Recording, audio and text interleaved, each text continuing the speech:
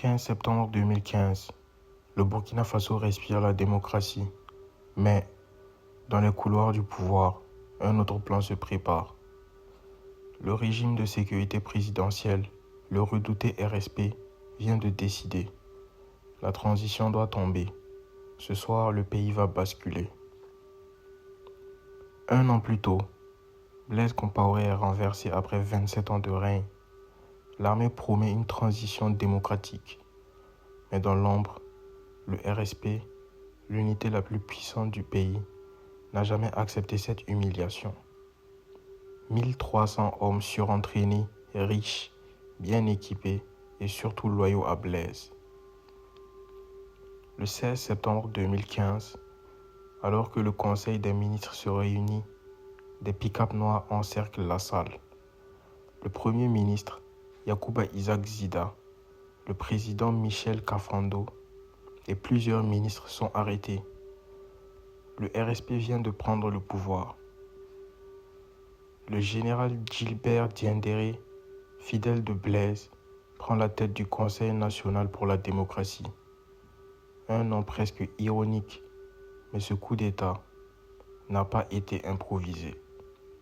Depuis des mois, des réunions secrètes s'étaient tenues à Ouaga, entre anciens barons du régime et émissaires étrangers. Selon plusieurs sources, des communications ont transité entre Ouagadougou et Abidjan, où Blaise Compaoré était exilé. Des fonds auraient circulé. L'objectif était de rétablir le vieux système avant les élections prévues en octobre. Mais le RSP a commis la plus grande erreur stratégique, sous-estimer le peuple. En moins de 24 heures, les rues de Ouagadougou, de Bobo, de Koudougou s'embrassent. Les jeunes descendent, les syndicats appellent à la résistance. Pendant ce temps, l'armée régulière, celle des régions, avance vers la capitale. Un duel interne éclate, soldats contre soldats.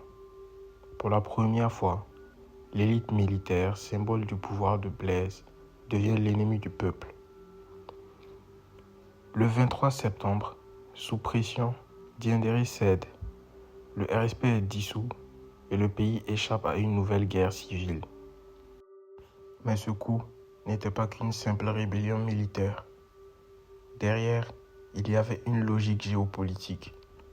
Le Burkina venait de se rapprocher de Washington et de ONG européennes. La France, silencieuse, observait. Abidjan, nerveux et dans le chaos. Chacun avait quelque chose à perdre ou à gagner. Le RSP, héritage de la guerre froide, était un outil du pouvoir global. Formé, financé, utilisé, puis sacrifié.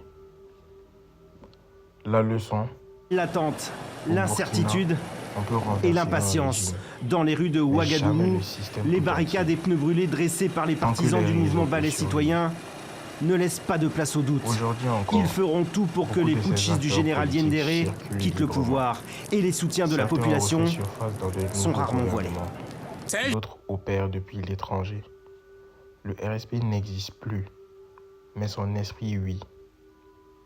Il s'est juste fondu dans la société civile, dans les partis, dans les réseaux d'affaires.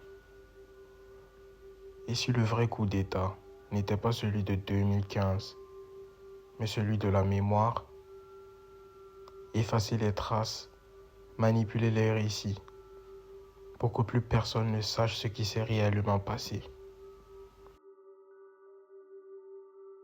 Le Burkina a survécu à la balle, mais pas encore à l'oubli. Tant qu'on ne sait pas qui tire les ficelles, la prochaine opération est déjà en marche. Le Burkina a survécu à la balle, mais pas encore à l'oubli. Tant qu'on ne sait pas qui tire les ficelles, la prochaine opération est déjà en marche. Tu regardes le zin. Ici, on ne crie pas. On comprend, et une fois qu'on a compris, on agit.